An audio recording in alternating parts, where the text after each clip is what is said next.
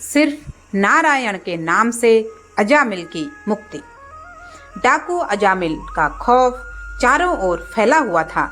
सारा इलाका उसके नाम से घृणा भी करता था और उसकी क्रूरता से थर्राया हुआ भी था। एक दिन साधु संतों का एक संगठन आधी रात के समय एक जंगल से गुजर रहा था और उन सब में भय व्याप्त था। आचार्य, इस ओर जाना क्या आवश्यक है आचार्य? प्रतिदिन यहाँ डाकू यात्रियों को लूट लेते हैं और धन न देने पर उनकी हत्या तक कर डालते हैं। संतों के प्रधान आचार्य ने कहा, तुम डरते क्यों हो आनंद? प्रभु का नाम लिए आगे बढ़ते जाओ, प्रभु तुम्हारी रक्षा करेंगे। आप विश्वास कीजिए आचार्य, वे डाकू बड़े निर्दयी हैं और ईश्वर का कोई भय नहीं है उन्हें। अभी वो संत अपने गुरु से इतना ही कह पाया था कि कड़क आवाज ने भय पैदा कर दिया। सही कहा, ना हमारे हृदय में कोई दया है और न ही हमें ईश्वर का कोई भय। हमारा काम आते जाते लोगों से धन लेना है और जो ना दे तो उसका हम क्या करते हैं यह जानने के लिए झाड़ियों के पीछे कटे फटे शवों को देख सकते हो। किंतु संतों के प्रधानाचार्य ने स्पष्ट शब्दों में कहा, जंगल में इस प्रकार छिपकर हमें पकड़ने की कोई आवश्यकता नहीं है अजामिल। हम स्वयं तुम्हारे नगर और तुम्हारे घर की ओर ही आ रहे हैं और स्वयं तुमसे मिलकर ही जाने वाले थे। डाकू अजामिल को कुछ संशय हुआ और संदेह व्यक्त करते हुए पूछा, मुझसे मिलकर? क्यों? अरे मदन, अरे विश्वा, जरा देखना कोई गुप्तचर तो नहीं है ये लोग? कहीं राजा के सैनिक तो नहीं हैं आसपास? ना हम किसी के गुप्तचर हैं, ना किसी राजा का कोई गुप्तचर हमारे पीछे है। हम तो सिर्फ ईश्वर के गुप्तचर हैं और ईश्वर ही एकमात्र वह गुप्तचर है जो हम सब पर नजर रखे हुए है। क्या हमें कुछ दिन तुम्हारे नगर में निवास करने के लिए कोई उपयुक्त स्थान मिल सकता है अजामिल? हम भ्रमण पर हैं। अजामिल ने इधर उधर देखा और फिर अपने साथियों से कहा, जाने दो इनको, और वे सन्यासी वहां से चले गए। डाकू अजामिल कोई पारंपरिक डाकू नहीं था जो जंगलों में छिपकर लोगों को लूटता था या उनकी हत्या करता था। वो खुले नगर में रहता था, मदिरा बेचता था, जुआ खेलता था और कपट से जीतता था। और ऐसा वो इसीलिए करता था ताकि अपनी वैश्या पत्नी और उससे उत्पन्न संतानों का पालन पोषण कर सके और उनके शौक भी पूरे कर सके। किंतु डाकू अजामिल भी सदैव से डाकू नहीं था। वो एक उच्च कुलीन ब्राह्मण परिवार में जन्मा सुसंस्कारी युवक था। शील, सदाचार, विनम्रता, सत्यता, पवित्रता, ये सारे गुण उसमें सहज ही मौजूद थे। उसकी पत्नी एक आदर्श गृहिणी थी। उसके पिता नित्य यज्ञ करते थे और यज्ञ के लिए वन से फल फूल और समिधा लाने का काम अजामिल करता था। इसी क्रम में एक दिन जब अजामिल यज्ञ के लिए समिधा लेकर लौट रहा था तो सुनसान जंगल में एक पुरुष को एक वैश्या के साथ प्रेमालाप देख वह ठिठक गया और छुपकर उनकी गतिविधि को देखने लगा। उसके मन मस्तिष्क में वह अश्लील दृश्य ऐसा बैठा कि वह उस वैश्या के ख्यालों में ही खोया रहने लगा। अपने परिवार और अपनी पत्नी से तो विमुख हुआ ही, धर्म और भक्ति में लगने वाला मन अब उस वैश्या में रम गया। पाप वृत्ति सिर पर चढ़कर ऐसा नाची और वह वैश्या को काम वाली बनाकर घर ले आया और घर वालों की आंख बचाकर उसने उस वैश्या के साथ अवैध संबंध बना डाले। किंतु पाप संबंध बहुत दिनों तक छुप नहीं पाए और माता पिता और पत्नी को पता चल गया तो उन्होंने उस वैश्या को धक्के मारकर घर से निकाल दिया। किंतु वैश्या के आकर्षण के जाल ने अजामिल को ऐसा बांधा कि वह अपना घर बार, माता पिता और पत्नी तक को छोड़कर उस वैश्या के साथ रहने लगा। पर वैश्या तो वैश्या ही ठहरी। वह प्रेम क्या जाने, वह तो सिर्फ वासना, वैभव और सुख ही जानती है। पिता के घर से दूर होकर जब अजामिल की आमदनी बंद हो गई, उस वैश्या ने अपने शौक पूरे करने का दबाव बनाना शुरू किया और इस दबाव में आकर अजामिल ने चोरी करनी शुरू कर दी। वैश्या की मांग बढ़ी तो डाका डालना भी शुरू किया और धन की वर्षा होने लगी। अब वैश्या भी खुश और अजामिल भी खुश। वैश्या को धन और भौतिक सुख मिल रहे थे और अजामिल को वैश्या की देह। साल दर साल बीतते गए और एक एक करके वे दोनों 9 बच्चों के माता पिता बन गए। 9 के 9 बच्चे अपने ही माता पिता के समान कुमार्गी और चरित्रहीन बन गए थे। इस बड़े चौड़े कुनबे को पालने के लिए अजामिल ने मदिरा बेचने से लेकर छल कपट से जुआ खेलकर जीतने का काम किया।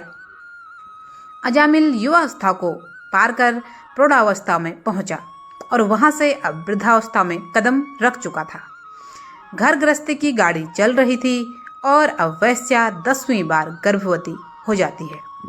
अजामिल ने अब और ज़्यादा धन बटोरने के लिए सुनसान जंगलों में यात्रियों को बांधकर उनसे लूटपाट करने और हत्याएं भी करनी शुरू कर दी। और ऐसे में ही एक दिन उसे जंगल में संतों का वह संगठन मिल जाता है जो उससे उसके नगर में विश्राम को जगह मांग रहे थे। अब जब अजामिल की वैश्या पत्नी 10वीं बार गर्भ धारण कर चुकी है, ऐसे में अजामिल अपना मन बहलाने हेतु दूसरी वैश्या के यहाँ चला जाता है, जिस कारण दोनों में झगड़ा हो गया और पत्नी चिल्ला रही थी, शर्म न आती तुमको? मैं यहाँ प्रसव की पीड़ा में मरे जा रही हूँ और तुम यहाँ वहाँ मुंह मारते फिरते हो। तो क्या हुआ? अरे एक बार तू इस बच्चे को जन्म दे दे, फिर तेरे पास आ जाऊंगा। ना, बिल्कुल ना, कहीं किसी और के पास ना जाने दूंगी। इतनी उम्र हो गई, कुछ तो लाज करो। अरे तो तू काहे इतनी दुखी हो रही है? तुझे क्या चाहिए? सब कुछ तो तेरे पास है, धन, आभूषण, कीमती वस्त्र, बढ़िया भोजन और भोजन पकाने वाली दासियां। पर मेरी इच्छा तो तू जानती ही है, सुरा, सौंदर्य, प्रेम, आलिंगन। जब तू वापस इनके योग्य हो जाएगी तो लौट कर तेरे पास आ जाऊंगा। ऐसा कहकर वो हंसने लगा कि बाहर से आवाज आई, भवती भिक्षाम देहि। अजामिल ने एक बड़ा बर्तन भरकर अनाज लिया और द्वार की ओर चलता हुआ लापरवाही में बड़बड़ाया, अरे काहे एक चोर, डाकू और जुआरी के घर भिक्षा मांगने आए हो? पाप का अन्न खाना है तो खा लो, हमें क्या, हम तो अपना धर्म निभाएंगे, ले लो भिक्षा। ऐसा कहकर उसने द्वार खोला तो सामने वही संतों के आचार्य अपनी मंडली के साथ आए हुए थे। उन्हें देखकर अजामिल चौंका।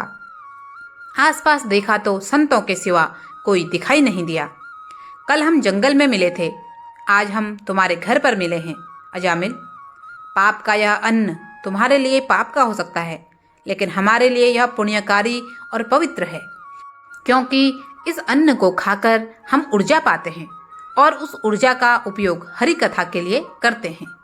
पाप युक्त जीवन जीते जीते और तामसिक भोजन करते करते अजामिल की बुद्धि भ्रष्ट हो चुकी थी। उसके अहम को ठेस पहुंची और अकड़ कर बोला, मेरे घर का भोजन खाकर मुझे ही आंख दिखाते हो? अगर मैं भिक्षा देने से मना कर दूं तो? निकल जाओ यहाँ से। तुम हमें अपने घर से निकाल सकते हो अजामिल, पर हम जानते हैं तुम ऐसा नहीं करोगे, क्योंकि धर्म का अंश अभी भी बाकी है तुम्हारे भीतर। हम तुम्हारा अतीत जानते हैं, हम तुम्हारे कुल के बारे में भी जानते हैं, पर हम चाहते हैं कि तुम भी अब अपने को जानो। जो तुम दिखते हो वह तुम हो नहीं, और जो तुम हो उसे तुम देखना नहीं चाहते। अजामिल को मानो कोई जोर का झटका धीरे से लगा हो। वह पिघल सा गया और उन महात्माओं को घर के अंदर आमंत्रित किया। अपनी पत्नी से कहकर भोजन पकवाया और सभी संतों को भोजन कराया। भोजन के उपरांत महात्मा ने कहा, भोजन तो करवा दिया, अब दक्षिणा नहीं दोगे अजामिल? अजामिल ने मुड़कर अपनी वैश्या पत्नी की ओर देखा, पर उस उल्टा ने तिरस्कार भाव से गर्दन हिलाकर मना कर दिया। ब्राह्मण संत ने देखा तो बहुत स्पष्ट शब्दों में कहा, कोई बात नहीं अजामिल, हमें दक्षिणा में सिर्फ एक वचन दे दो। कैसा वचन? तुम्हारा 10वां पुत्र जो शीघ्र ही जन्म लेने वाला है, वह तुम्हारी ही परछाई है। याद करो अजामिल, उस अजामिल को जो सुसंस्कारी था, जो सत्यवादी था, जो पवित्र था, जो परोपकारी था, जो पितृभक्त था। याद करो उस अजामिल को जो पिता के यज्ञ के लिए वन से समिधा लाता था। वह अजामिल जिसे तुम अपने भीतर ही मार चुके हो, वही अजामिल तुम्हारे 10वें पुत्र के रूप में जन्म लेकर आ रहा है। हमारी दक्षिणा के रूप में हम तुमसे यही वचन मांगते हैं अजामिल कि उसका नाम नारायण रख देना, तुम्हारा कल्याण हो। ऐसा कहकर वे संत महात्मा वहां से चले गए। महात्मा तो वहां से चले गए, पर अपने पीछे छोड़ गए एक बेजान सा खड़ा, एक काठ का बना हुआ पर आंसू बहाता हुआ अजामिल, मानो उसे याद दिला गए हों शायद उसका ही कोई पिछला जन्म। 1 माह बाद अजामिल की वैश्या पत्नी ने 10वें पुत्र को जन्म दिया और संतों को दिए हुए वचन के अनुसार अजामिल ने उस बच्चे का नाम नारायण रखा। संतों की सारी बातें उसे अक्षरश याद थी, इसलिए वो नारायण से बहुत प्रेम करने लगा। उसे सुबह शाम गोद में खिलाता और खुद ही अपने हाथों से दूध पिलाता। लूटपाट करना, चोरी करना, जुआ खेलना और शराब पीना वो सब कुछ भूल चुका था, क्योंकि अब उसका सारा दिन नारायण के साथ खेलने में बीतने लगा। मृत्यु किसको छोड़ती है। आखिर अजामिल की मृत्यु का समय आ गया और अपने हाथों में यम पास लिए भयंकर दूत उसे लेने आ पहुंचे। अपनी मृत्यु को सामने खड़ा देखकर अजामिल अपने अंत समय में अपने पुत्र के मोह में ऐसा पड़ा कि इस अंत समय में उसकी एक झलक देखने हेतु उसी पुत्र का नाम चिल्ला चिल्ला कर पुकारने लगा, नारायण नारायण, कहाँ है नारायण, हे नारायण। उसके प्राण उसके शरीर को छोड़कर जा रहे थे, किंतु उसके मुंह से नारायण का उच्चारण सुनते ही भगवान श्री हरि विष्णु के पार्षद तुरंत उसके पास पहुंचते हैं और यमदूतों को तुरंत उसे मुक्त करने का आदेश देते हैं। यमदूत समझाते हैं, हे भगवान श्री हरि विष्णु के पार्षदों, यह मूढ़ अज्ञानी भगवान विष्णु को नहीं बल्कि अपने पुत्र नारायण को याद कर रहा है। किंतु भगवान विष्णु के पार्षदों ने स्पष्ट किया, जिस समय इसने नारायण इन 4 शब्दों का स्मरण किया, उसी समय इसके पाप भी उसी तरह से भस्म हो गए जैसे ईंधन अग्नि के संपर्क में आते ही भस्म हो जाते हैं। इसलिए यह अभी यमलोक को नहीं बल्कि भगवान श्री हरि विष्णु के धाम को जाएगा। पार्षदों की ऐसी आज्ञा मानकर यमदूत वापस यमलोक चले गए और अजामिल का उद्धार हुआ। दोस्तों, वॉइस ऑफ गुड़िया चैनल का लक्ष्य शुरू से ही मौलिक और धार्मिक कहानी आप तक पहुंचाने का है। यदि आज का हमारा प्रयास पसंद आया हो तो कृपया वीडियो को लाइक करें, ज़्यादा से ज़्यादा शेयर करें और अभी तक भी चैनल को सब्सक्राइब नहीं किया है तो कृपया सब्सक्राइब अवश्य करें। आपका बहुत बहुत धन्यवाद। जय जय श्री राम।